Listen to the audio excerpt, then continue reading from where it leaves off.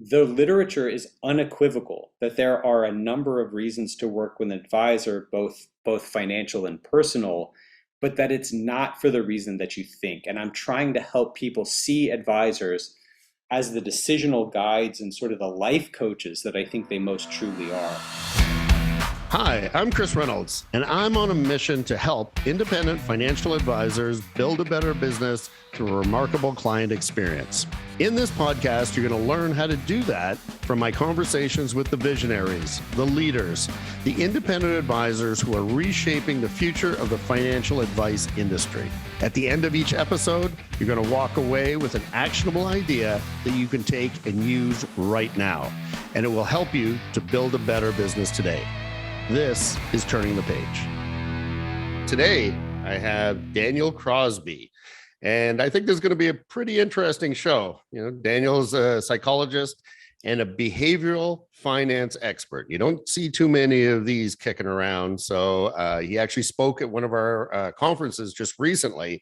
And as I was sitting there in the front row, and I had E, who sets all these things up, I'm tapping her on the shoulder as Daniel's talking about this would make a great podcast. And then I found out that Daniel actually has a podcast, which now I've listened to, and it's fantastic. And it's called Standard Deviations. I'd recommend any advisor listen to it and put it on their regular roster. He also has a bunch of books. He's a doctor. He's had his first book was Personal Benchmark, Integrating Behavioral Finance and Investment Management.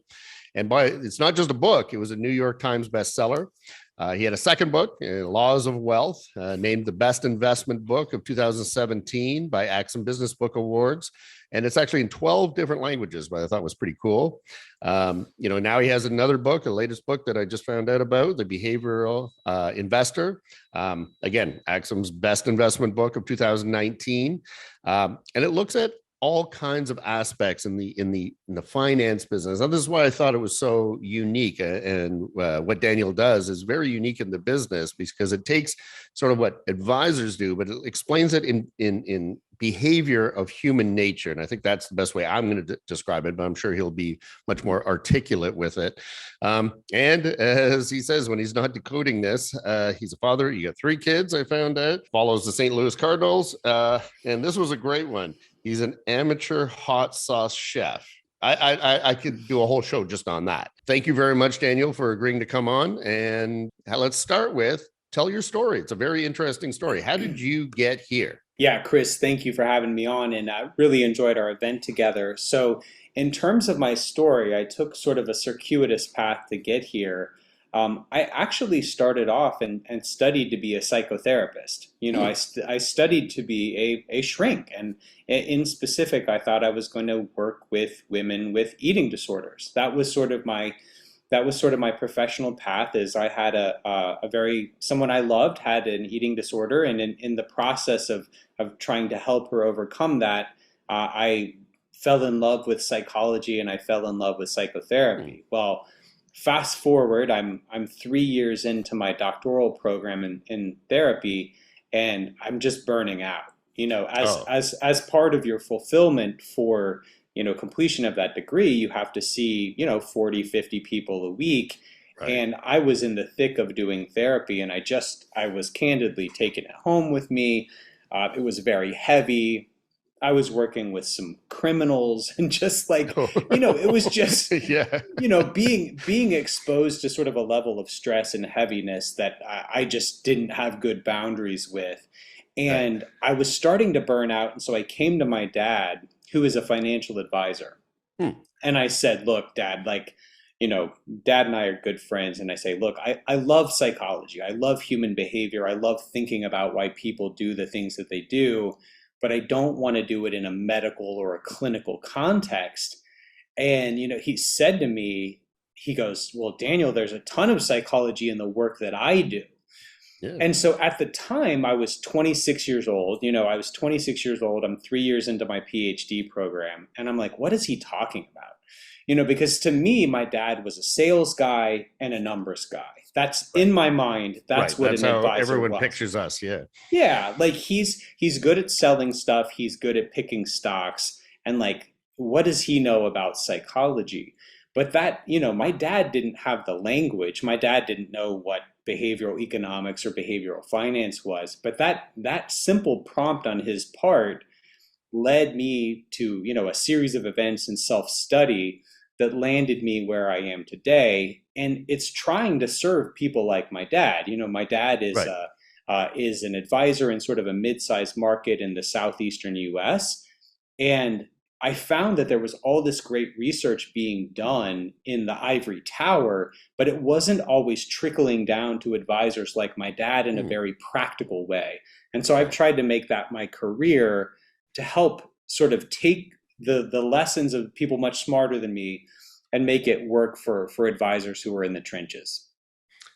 It's great, as I said, and it's a real niche. And as I said, when I saw you speak, I was like, this would be a great topic, and I know our listeners would love it.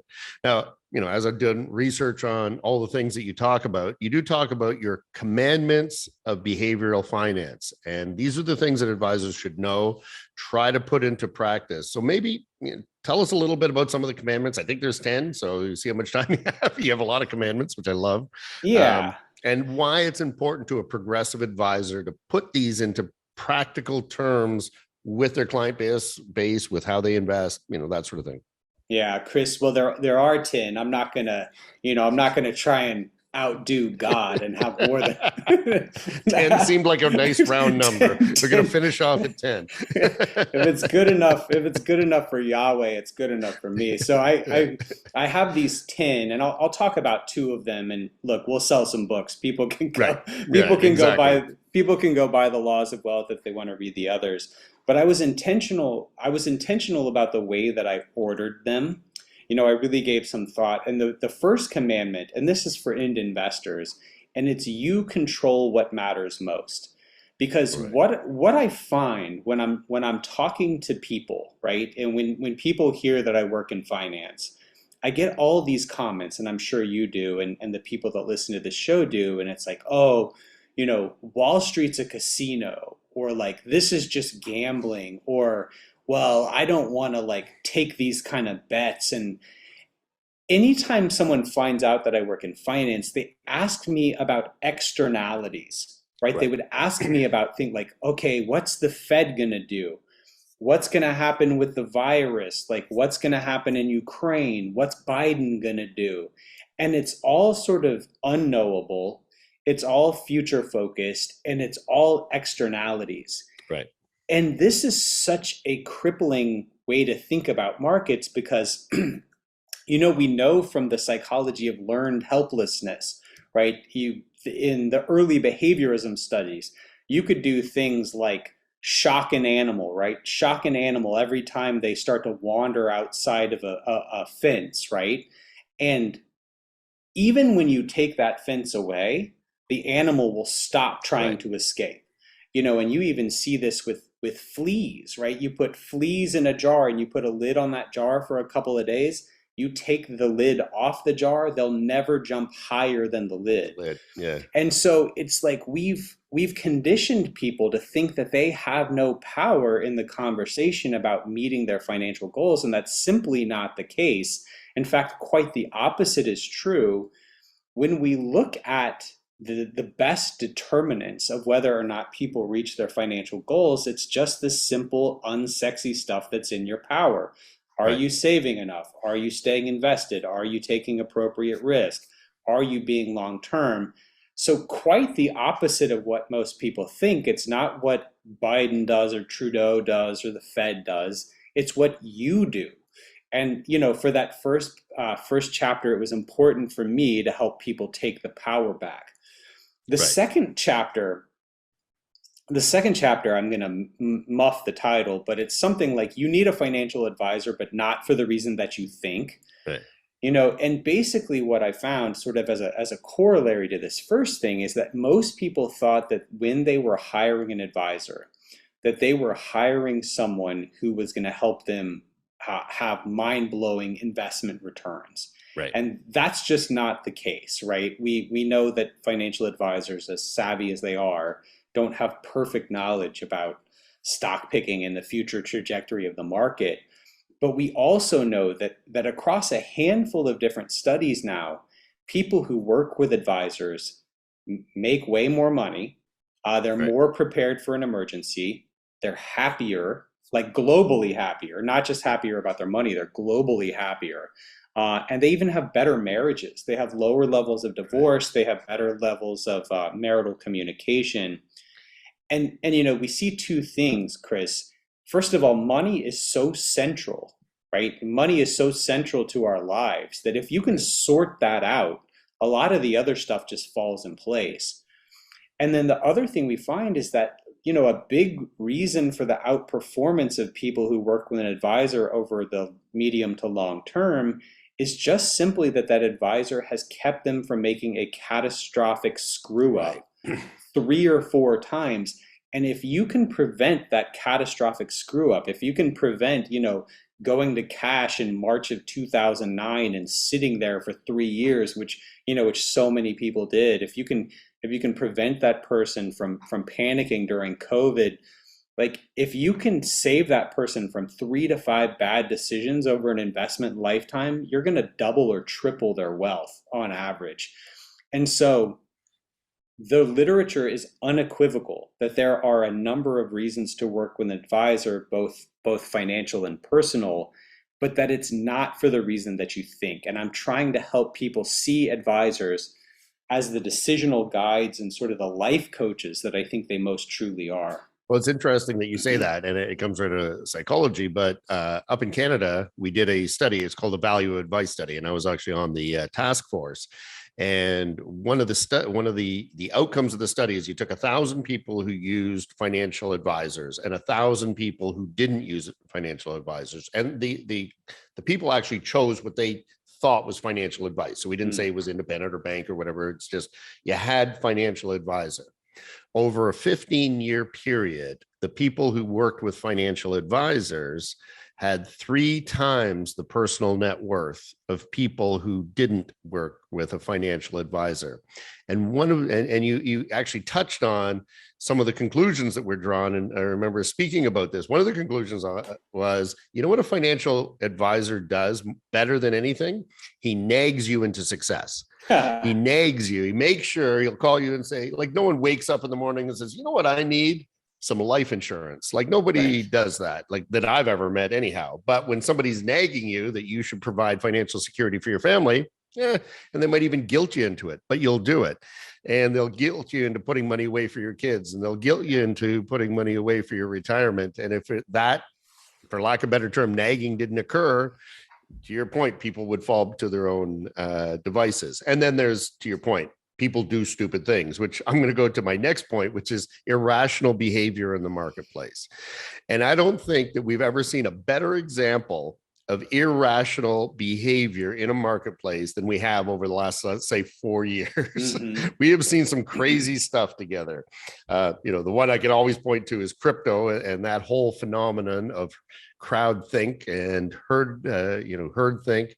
You can also think of the wild valuations that some of the stocks were getting during the time. So maybe comment on this irrational behavior that occurs in the marketplace and why it occurs, and what advisors should do about that. Yeah. So, I was on Twitter the other day and I was scrolling through, and it was the 1 year anniversary of Jimmy Fallon and Paris Hilton on The Tonight Show comparing their NFTs of monkeys, like these like crazy looking monkey JPEGs. And each of them had paid about $300,000 for this picture of a monkey with a nose ring and a weird hat or whatever. And it struck me as dumb at the time. But with the benefit of sort of 2020 hindsight and all these things, the NFT of the first tweet by Jack Dorsey sold originally for $2 million. And I think most recently it sold for $60. Right. Like the way these things came back to earth, incidentally, $60, still way more than I would pay for a I was going to picture. say it's still overvalued based Like on that, the intrinsic value. Yeah.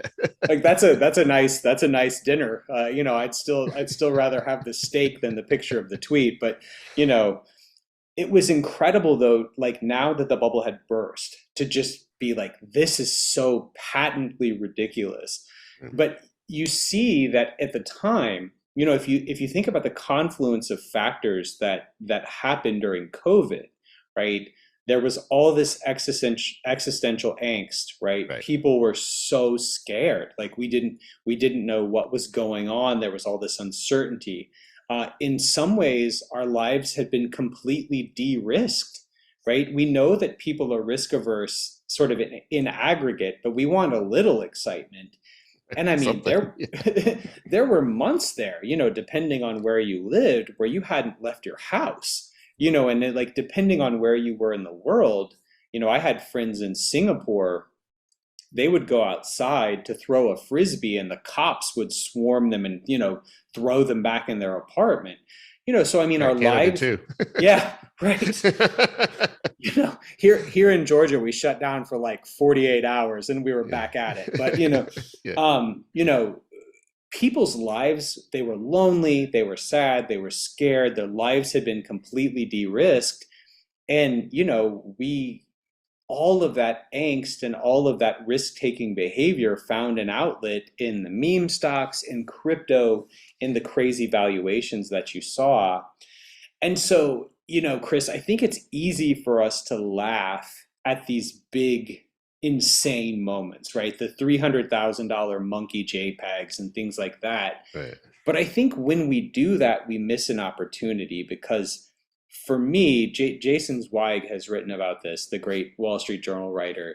For me, behavioral finance should be a mirror onto our own behavior and not Very a good point. window onto other people's behavior. Right. Because it's really easy to like look at, Paris Hilton, Jimmy Fallon, what idiots, like who would pay that much for this? But all of us are susceptible to these things. And in the Behavioral Investor, I outlined sort of the 4 primary types of investor biases. There's like 200, but I sort of boiled them down to what I'll call the 4 meta biases.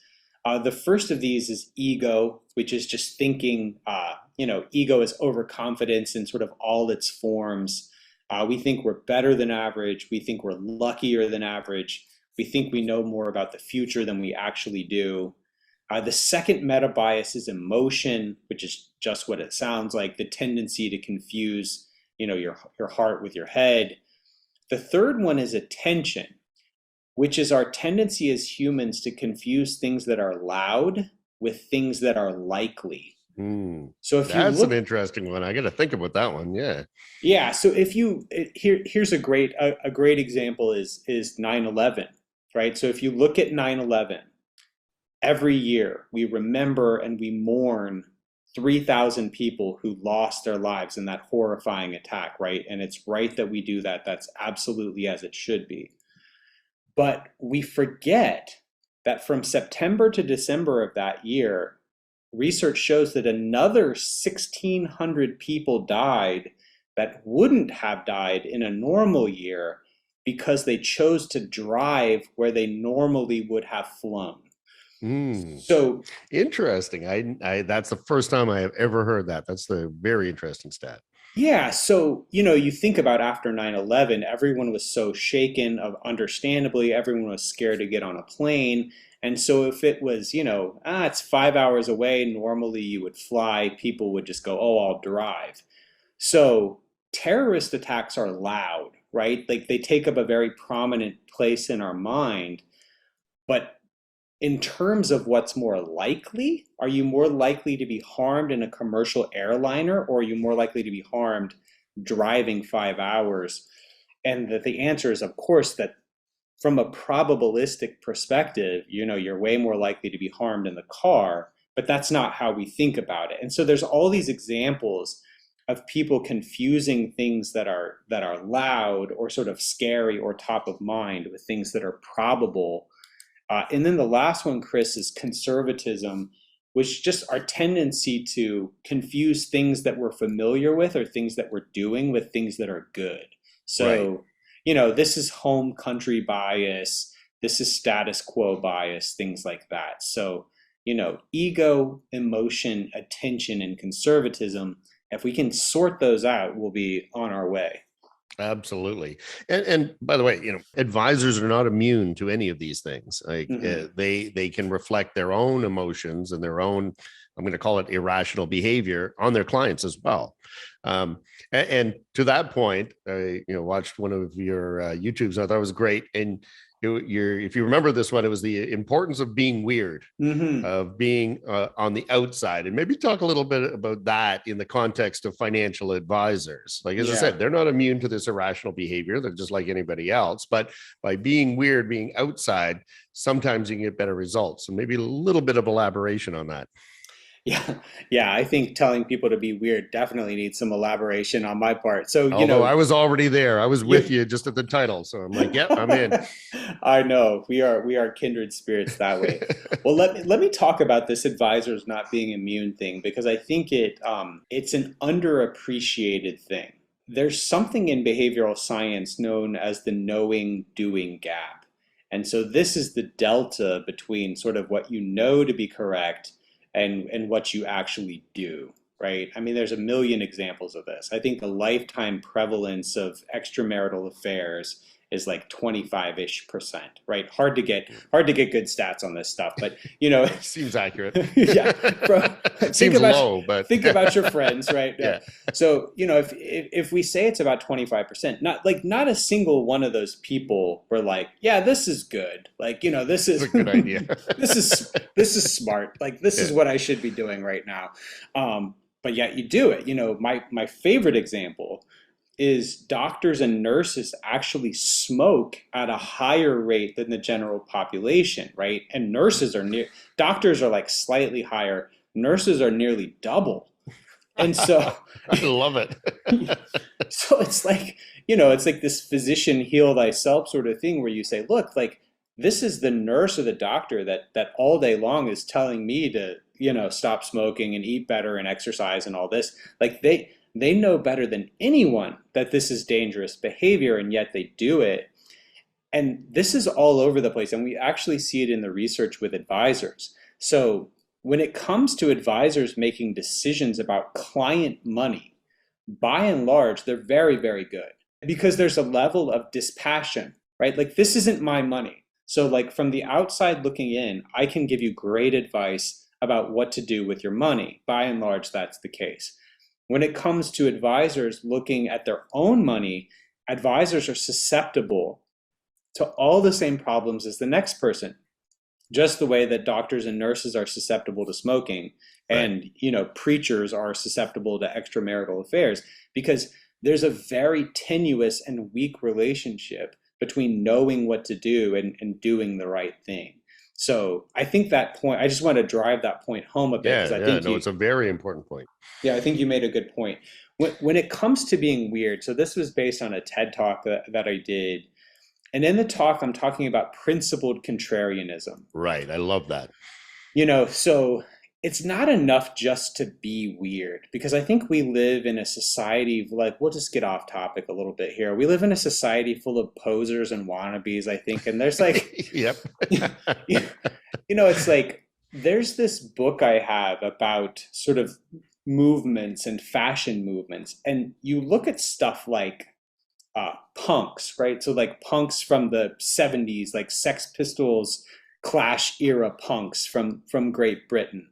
And then you look at something like the Ivy League prep movement from the US in the 80s. Right. The punks have a uniform that is just as rigorous and just as tightly enforced as any rich kid from Princeton. I mean, the same way that they have, braided belts and blue blazers with gold buttons, the punks have the spiky hair and the leather jacket and the whatever. Right. And so I think a lot of times we kind of fall for this sort of predictable or conformist wannabe nonconformism. And my sort of admonition in this TED talk is to be contrarian in a principled way, Right. both in life and in markets, right? In markets, we understand like the Warren Buffett thing, right? Be greedy when others are fearful, Right. and fearful when others are greedy. And it's not that you're just being obnoxious, like you're principled, like you have a method of thinking about markets and you're staying true to that. But in life, the CDC came out with a study this week that found that 3 in 10 American teenagers are suicidal. Three Um, and 10. Wow. 3 in 10. And we are now in the US, we just had a dip in life expectancy for the first time during peacetime in American history. Hmm. And there's two things that are driving this. One is COVID, right? I mean, Sure. COVID is a big piece of it. But the other thing that's just as impactful is what's called deaths of despair. Hmm. And these deaths of despair are overdose and suicide, like drug Right. addiction, Right. substance abuse, drug addiction, suicide, overdose, things like that. And this is because I don't think we've embraced this principled contrarianism. Like the world has told us the way to be happy is to, Right. whatever, to look a certain Whatever way. Instagram's doing. Yeah. Yeah, no, but it's this, we've been sold this very sort of shallow bill of goods about looking a certain way, having the right whatever, the right bag, the right car, the right bank account. And I think people are learning that that's not all it's cracked up to be. And I think people are really bummed about it. And so I think that in life and in markets, we need to pick our North Star. Right. We need to know what we're about, and we need to pursue that thing with vigor. Well, again, I totally agree. And it moves on. We had another speaker on one of my podcasts, Mitch Anthony. I don't know if you know his work, but he focuses on, and the thing you can control, this is what we tell advisors, the return on life, right? How do you get a return on life? Like investing is for you to do something. And it's a lot of the things that you're saying is if you control your own behavior of how much you put away, and the market itself is only going to do so much. Just don't do Mhm. anything dumb between now and then. And so advisors, I think the advice you can give is focus on the things that you can control, things that don't cause this irrationalities, and have clients focus on that return of life concept as opposed to just always focusing on the investments. To that base, and we hear this all the time from our guest speakers, it's all about communication and being empathetic to what clients want. So maybe can you elaborate a little bit about that, about some of your work that you've seen about how to deal with clients and these types of things?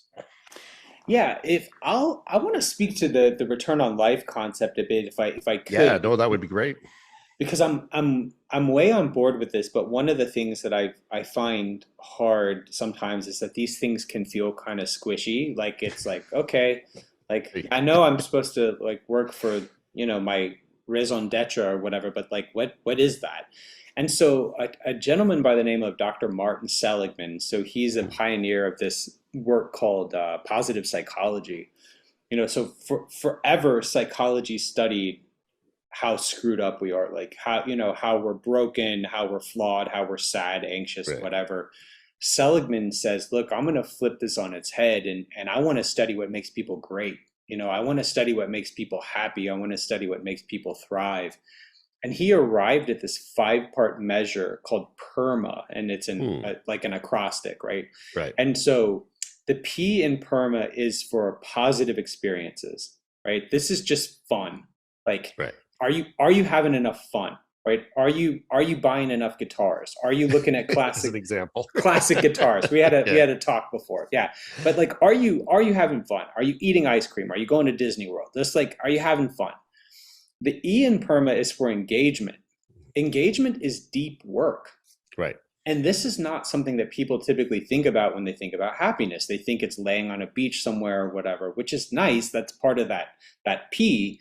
But we also need deep work. Like, are we getting enough deep work in our lives? R is for Hmm. relationships. I think that's probably Right. self-evident, right? Like, are we surrounding ourselves with people we love and who love us? M is meaning. Are you working for something bigger than yourself, Right. right? Bigger than money, bigger than survival? Are you contributing to a community? Are you working for something bigger than yourself? And the A is for advancement. So are you getting better? Like, are you better today than you were yesterday? Before. Yeah. And so that's the way that I measure my life. And it's a scientific way. It's like, am I having fun? Am I working hard? Am I surrounding myself with people? Am I working for God, spirituality, community, purpose? And am I better today than did I learn something new today? And so I think if advisors can help their clients think about these different facets of their life and the ways that money can facilitate progress in those ways, I think they'll be well served. And that's kind of how I I love measure that. return on life. Yeah, I love that. I made a note. I'm going to make sure go through each one of those, and we have talked about that. You know, one of my favorite books, although it's quite a deep book, is Viktor Frankl's Man's Search for Meaning, Yeah. and you know that sense of purpose that people need in their lives to feel progressive, and that they're actually accomplishing something. I think comes out in the same work that you're talking about. So with that, Daniel, this is a thing that I do at the end is I got 3 rapid fire questions for you, and it's 3 things. Answer the first thing that comes to your mind. First question is, what do you love? What do you love to do? I I love to simplify the complex. So Oh, I love it. I'm a simple dude from Alabama. I love to take big, scary ideas and make them work to serve practical ends. That's kind of my whole thing. I love it. What is your most memorable experience, either with an individual client or in your case, you do a lot of speaking with an audience? Yeah. So so I will share my first ever therapy client. Mm, I'll share 2 quick stories. So one is I had a client get a tattoo of something we talked about. That was super cool to me. wow. This is back when I was doing psychotherapy. We talked about freedom and responsibility, Viktor Frankl's ideas, and she came to session next week with a tattoo, and I'm like, that's pretty high praise. So Yeah. that was super cool. And then my first ever client, I write about my first ever client in my book. I think it's The Laws of Wealth. But I had a woman come to me with 6 envelopes. And I'm 23 years old. I've never seen a client in my whole life. And I mean, what does a 23-year-old know about dispensing life advice, right? So this Right. this woman comes in, she has 6 envelopes. She was about my age. She had applied to grad school and she was she had heard back, but she said, ever since I was a little kid, I have wanted to be a doctor. I've applied, I've got the grades, and now I've heard back, and I'm so paralyzed by fear that I Mm, cannot bring myself to open these envelopes and see if I even got in or not. And I'm thinking, just having been through the grad school process myself, I'm like, you have a limited window to kind of get back to them and tell them if you're coming, right? right. And so I did a terrible job for like the first 40 minutes of the session. And I'm like, God, why couldn't it have been depression or something I know about? And so finally I said to her, I'm like, look, it occurs to me that like in your efforts to manage risk, right? Because you don't want this downside risk, you are bringing about the certainty of the very thing you're scared about, right? Like you're scared you're not going to get into grad school. Well, like newsflash, if you don't open these things, You're not. you're not getting into grad school. And like that clicked and she opened them and thank God she got in, Oh, and yeah, that would have been a bad day if yeah, she it would have didn't. been a bad, Yeah. my therapy career would have been even shorter than it was. But it's been this great sort of lesson for me in my life that I reflect on a lot, which is sometimes in our efforts to try and make like life smooth or predictable, we make it lame or we make it Right. worse. And there's really, if you think back about the most important things and the best things you've ever done, they all take an element of risk. They all take an element of uncertainty. And I think there's lessons in there for life and markets. Absolutely. That really resonates. And my last question is, how do you want to be remembered? So I want to be remembered as a creator. Like Right. I think my proudest accomplishments are the books I've written. I want to add to the world's knowledge. I want to be putting good out in the world every day. And I think the purpose of life is to create. And so I want to be remembered for the things I've built and the things I've created. I love it. Dr. Daniel Crosby, thank you so much for being part of this. For our listeners, pick up his book. They're great. All of his books have been fantastic. Tune into his own podcast, the Standard Deviation. Sorry, I keep going back to this Irrational Investor because it's one of my favorite things. But the Standard Deviation, it's fantastic, and I think everything that you say very much resonates with both our audience and me personally. Thank you, Daniel, and look forward to our next episode. Thanks for joining me on Turning the Page. What did you learn from today's episode? If you follow me on LinkedIn, please drop me a comment there. I'd love to chat with you about it over a virtual coffee. Send me a message on LinkedIn, or you can do so at our website. The link's in the show notes. I'm Chris Reynolds, and until next time.